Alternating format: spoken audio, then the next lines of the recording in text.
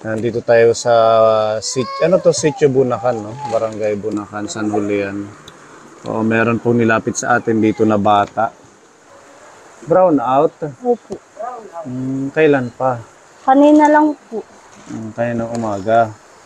Buti may ano kayo, Solar. Oo, malaking tulong. So, anong pangalan mo, ate? Jacqueline Jacqueline Kimada. Kimada. Baby mo to. Opo. Ilang taon na si baby? 1 taon. Ang asawa mo nasaan? Naglulukad. Ngayon yung trabaho niya. Opo.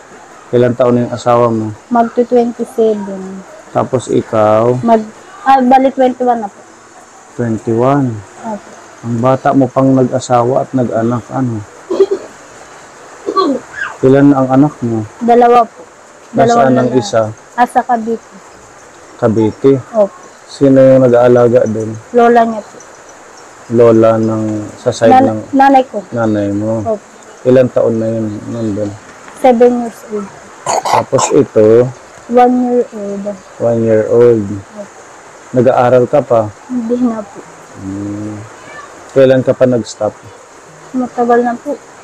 Hanggang anong Year. grade or level? Ano lang po ako, grade 3. Ha? Grade 3 lang po. Hanggang grade 3? Opo. Bakit naman hanggang grade 3? Malapit yung school dito, ba't di ka Hindi po kasi ako dito lumaki. Saan ka Sa lumaki? Manila po, sa Cavite. Mas maraming school sa Manila, sa Cavite. Bakit? Ano po kasi ako tumulong muna ka naman. Tumulong ka sa nanay mo. Opo. Bakit? Anong sitwasyon nila mama dati? Mahirap din po. Mahirap.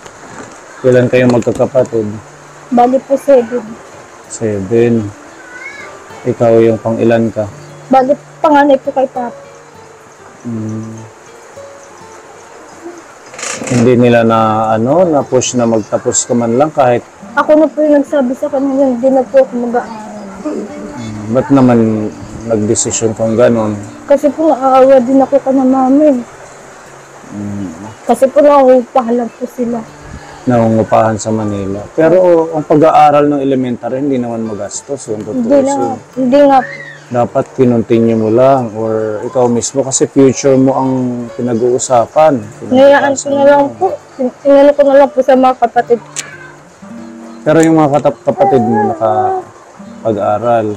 Yung ano lang po, yung panlima namin, siya po yung nakatungtong ng grade 6. Grade? Grade 6 po. Grade Tapos 6. yung pang-apat, siya po yung nakatungtong ng high school. Pero hindi ko po alam kung nag-aaral pa siya ngayon kasi sa sobrang nga pong hirap ng buhay ngayon. So yung anak mo, 7 taon na, matagal na yung nanay mo yung nag-aalaga. Opo. Kasi hindi po nila pinasama sa akin. So ilang taon na kayo dito? 1 taon na po. Bago lang. Itong bahay, Kay kanamama po. hello po, maupay nga adlaw. Siya yung biyanan mo. Opo. Nakikitira kayo dito. Opo. Sayang naman kung nag-aral ka sana, di ba? Makakaano ka ng trabaho. Kaya nga po, pero hinayaan ko na lang po para sa kanamama. Para makatulong na lang din. Pero marunong kang magsulat, Opo. magbasa, marunong naman. Ano yung work experience mo dati na pinasukan mo? Nagkakasambahay lang po. Kasambahay, Tapos sa sugat extra. yung Nag-extra po. sideline. Opo, yung yung nagtitinda-tinda, ganyan. Paano yung kinabubuhay nyo dito? Kung hindi naman lagi may lukad, may kupra, di ba? Nagtatanim din po. May pananim kayo. Opo, Nagagarden natulong po ka. kay mama. Nagtatanim ka, nanay. And iyo garden, Dito hatabo. Sa may. malayo dito. Opo. Ano yung mga pananim? Mga gulay, ganun. Opo, meron din mga gulay, tapos palay. Ganun po. Buti na lang masipag si Bienan, si nanay. Opo. lang kami na may aparsiro lang kami. Caretaker kayo ng lupa. Ito si baby, anong pangalan? Mikael. Mikael, baby boy. Opo. Ano? May sipon pa. Mhm. Kumusta naman ang inyong sitwasyon dito? Okay naman po kahit pa paano.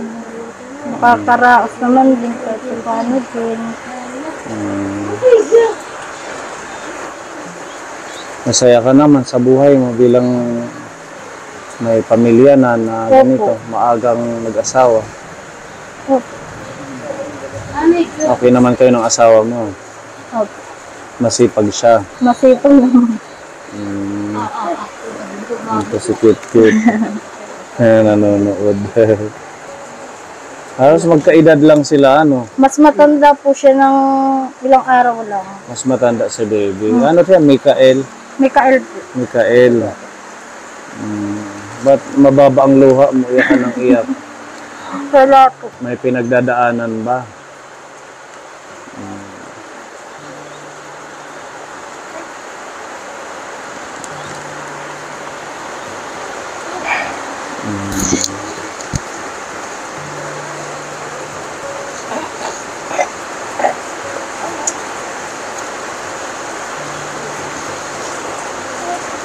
Bakit? Anong problema, ate? Nahihiya lang. Nahihiya. Huwag ka nang mahiya. Artista na tayo. Anong kalagayan ni baby? Bakit mo siya nilapit sa amin? Yung ano niya po kasi, yung pag-uuro niya po kasi dito sa tagiliran. Yung pagdumi niya dito Opo. sa tagiliran. Yung parang, pag nahihirapan po kasi ako minsan, kapag nakikita ko po kasi siya yung nairi siya, yung as in nahihirapan, ako po yung umiiyak. Sabi ko sa sarili ko, ako na lang sana. Sabi ko sa sarili ko, bakit ka ako sa dami-dami ng bata? Anak ko pa. Bakit ka ako na lang? Kasi kawawa naman ka ako yung baby ko eh. Sabi ko dapat ako na lang talaga kasi hindi ko pa talaga kaya. Simula nang muna opera niya po, hindi ko pa talaga nang pinaya kasi pagkasabi ng midwife na wala daw po butas yung pit ng anak ko. Walang butas ang puwet niya? Opo, wala po talaga. As in talaga, kahit kunti, wala po talaga. Tapos ayun yung sinabi ko sa sarili ko, bakit ka ako nagkaganon? Sabi ko pa, ang dami-dami ka akong tao na masasama pa. As in talaga masamang tao, bakit ka ako anak ko pa? Sabi ko dapat po, kahit ako na lang ako. Tapos minsan, pag naano siya, napupo siya. Tapos yung as in talaga hindi niya kaya ilabas. Ako yung umiiyak sa isang sulo kasi gusto ko na siya ipa-opera. Wala akong pang gastos sa opera, ganyan. Sabi ko gusto ko ako i-opera pero sa Manila naman kasi. Hindi ko marinig lang. Sa Manila po kasi libre. Pero malayo po kasi sa amin. O bakit hindi mo siya, di ba kakarating nyo lang, isang taon pa lang, dapat doon mo na lang siya pina-opera? Malayo po kasi. Kunwari, sa Quezon po siya pina-opera. As in sa Quezon, PCMC po yun kasi, PCMC. Tapos kami, nakatira po kami sa Imus Cavite pa po. Kasi doon yung maraming doktor na magagaling. Opo. Oo, sa Ayun po PGH. Pag sinasabihan po ako ng doktor, kagaya niya nung bago kami ma-discharge po sa hospital, sinabihan ako ng doktor, once daw po na maklaro yung laboratory niya, yung sa gilid, na tagiliran niya. So ito na-opera na to. Ano lang po yan, pagbukas lang. Yung labasan ng dumi. Opo, binuksan lang muna para makapupo siya. Tapos sinabihan ako ng doktor, once na bumalik kami, follow-up check-up, tapos magpa-laboratory siya, maging normal lahat, hanggang sa mga ano-ano niya, mga kailangan pa, kinabukasan, or kunwari ngayon, naging okay na, naging klaro na, wala ng diferensya. Pwede na pwede na siya isalang sa maging buksan na yung puwet niya. Aanuhan na nila. So pero, anong nangyari? Ba't hindi nabuksan? wala po kasi ako yung pamasay, balik-balikan po kasi. Wala kang pamasahe nung nasa Manila Opo. kayo. Tapos wala rin natulong sa akin kahit sino. Tapos ako yung nagpupush na gusto ko i-normal yung anak ko. Wala pong natulong kahit yung mga kamag-anak ko, ganyan. Wala talaga kahit sino.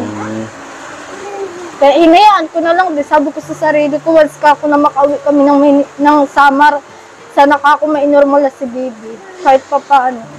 Kaso Sana ngayon, hindi pa siya nakakapupo. Hindi pa po dito May lang. butas lang. Opo, dito lang talaga siya napupo sa may tabiliran niya. Sino na ang nagbutas niya na Yung doktor po, doon doktor sa Manila. Manila? Opo, sa PCMC. Anong sabi nila na okay lang daw dyan, pansamantala? Opo, or pansamantala lang naman daw po yan eh. Yung sa tagiliran. Kaya sabi ko, hay salamat, makakahinga na rin po ako na mahinahon kasi gawa ng okay naman daw po. Tapos wala naman siyang depression na iba. Oo, Wala naman okay daw po siya, yun lang yung walang Opo. butas yung puwit niya. Opo, ayun lang po yung nakita sa kanya. Yung wala talaga siyang butas. Okay naman ang katawan ni baby, pero usog. 1 year old and Wait lang po. 6 months po. 1 year 1 and and 6 months. Opo. Ayan lang po yung nilalagay namin kasi wala akong colostomy. Ha? Wala po kasi kaming colostomy kaya damit lang muna. Colostomy. Colostomy bag. Yun yung kailangan para doon lalabas ang pupo. Opo, doon inilalagay. Para din siyang diaper na inilalagay sa ganito. Oo. Tapos minsan po, kapag, kunwari, wala kami mailagay sa ganito niya, pwedeng diaper, dapat XL, para hindi naiipit masyado yung ano niya. Oo. Yung sistema niya kung tawagin. Kaya sabi ko, Ganun pala. opo, So wala kang colostomy bag na ginagamit. Wala. Tela lang, ganyan. tela, tapos pwede rin po diaper. Diaper. Opo, na XL. Tapos minsan XXL, pwede na po yun sa kanya. Baby. Baby. Tawag ko na. Ang kawawa naman. Pero okay naman yung pagkain niya. Opo, malakas nga po kumain. Hindi naman natin pwedeng buksan. Ano, baka may pupo. Opo, bakit? Ito na lang po yung picture niya. Ito lang. Ito lang po yung pinaka-picture niya kasi. Ayan lang. Mga ganyan. Opo, ayan po yung...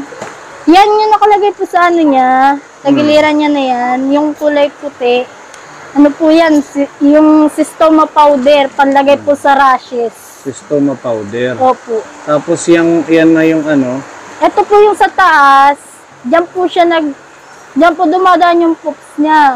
Tapos ito, bituka daw po yan na inilabas. Kasi sobrang laki daw po kasi ng bituka niya masyado sa loob. Kaya ganun. binawasan lang na kahit konti.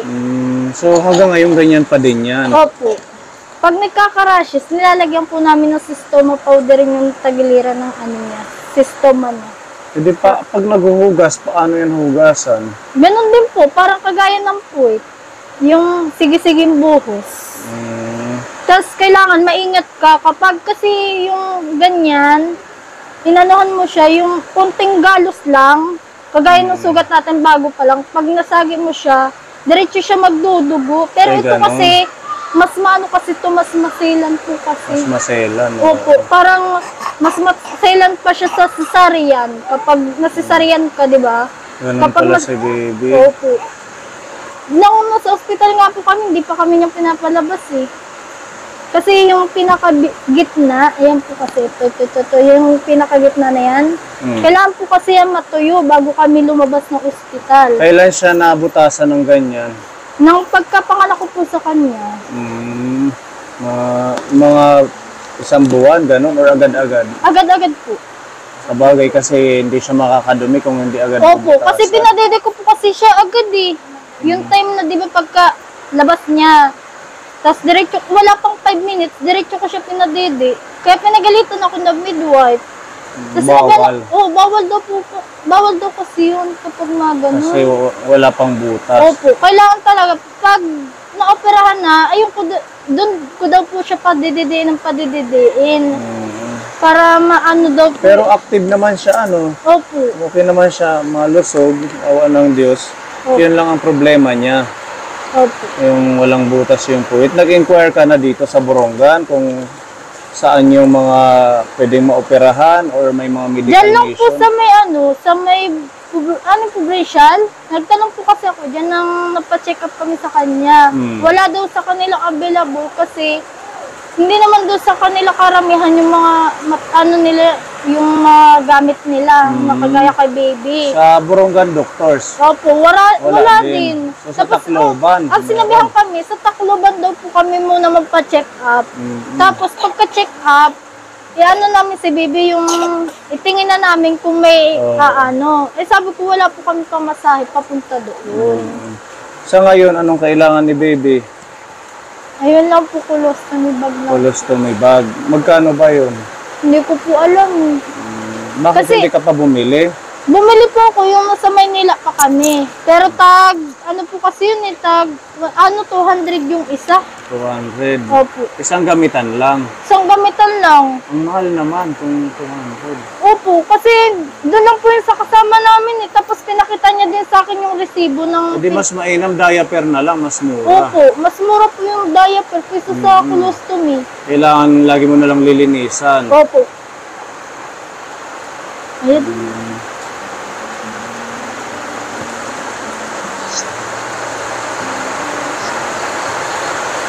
Mag-family planning ka. Ano? Opo. Bata ka pa. Pag wala kang family planning, mabubuntis ka pa. Buti nga po, wala yung nga po yung agot eh. Kasi nag-implant po ako dati. Oo nga, 7 years old yung panganay, tapos 1 and 6 months. Opo. Oo, wag mo munang susundan, mahihirapan kayo lalo. Sa akin po kasi gusto ko ibalik na naman yung family planning ko na implant. Pumapayat po kasi ako sa ibang family planning, doon lang po ako nahiyang sa implant. Doon lang po Ano na lang, mag-control kayo at saka sipin nyo yung kinabukasan ng mga bata. Opo. Mga bata ka pa, kung hindi ka magpa-family planning, posibleng dumami pa yung anak mo. Mas mahirap. Huwag naman na po sana. Oo, kaya sinasabi namin to kasi marami kaming na-encounter na ganitong pamilya. Opo, nakikita ko po yun sa mga vlog. Napapanood nyo. Opo. Nakaano nga po ko sa inyo, lagi nga po Salamat sa Facebook at saka sa YouTube.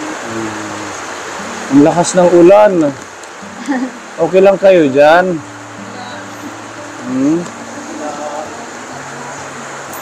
Magsilong muna. Kawawa naman si baby. Kailan mo to huling dinala sa hospital, sa doktor? Wala na po kasi hindi nga po kami nakapag-follow up. Mula nung dumating kayo dito sa Borongan, wala pang check-up to. Gusto ko nga po pa-check up pero wala po kasi kami. Huwag mong palaruin ng pera, baka malunok. Kunin mo. Kadibili. Sana maoperahan siya. Kaya nga po eh. Ayun nga rin po yung gusto ko nung Huwag kang mahiyang humingi ng tulong dito sa ating gobyerno. Punta ka sa bayan, magtanong-tanong ka doon. Kasi yung Nag-try na po ako yan. DSWD, tapos yung mga party list, 4-piece party list, yung tingul party list, nagbibigay sila ng tulong para maoperahan siya. Kailangan lang, kumpleto yung papilis mo, yung mga kailangang documents para ma-process. Ayun nga po yung lagi nilang hinihingi. Pero kasi yung live birth niya po kasi problema pa namin. Ha? Yung live birth. Wala mo siyang live birth? Nihintay pa po namin yung live birth.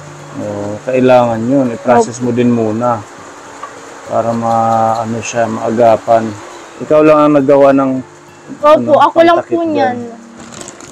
Simula ng una, ng pag-uwi namin dito, ayan na talaga. Dati talaga, diaper.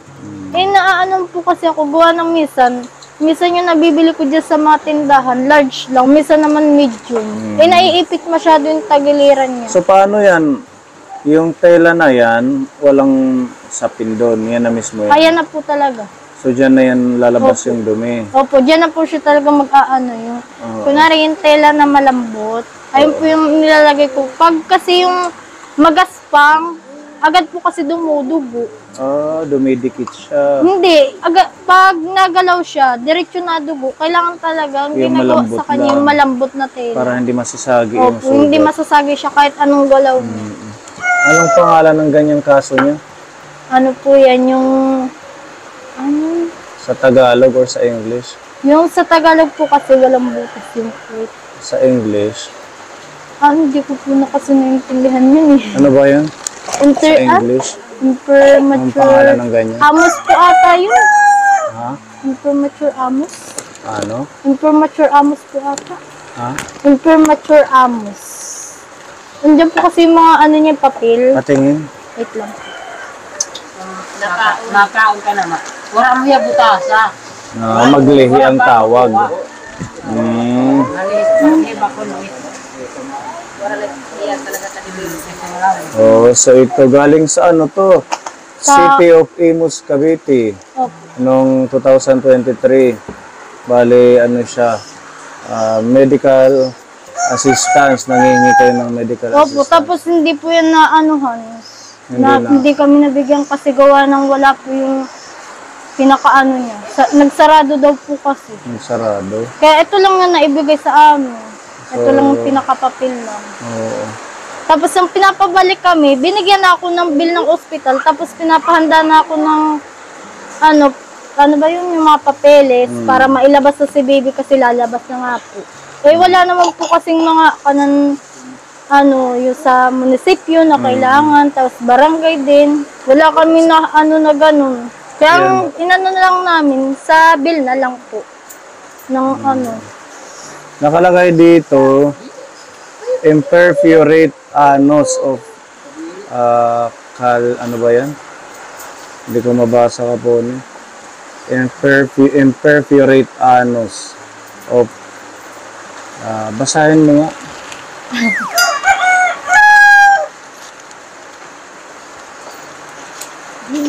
Di rin mabasa, ano? It mga doktor ko nito era magpagsurat, ano?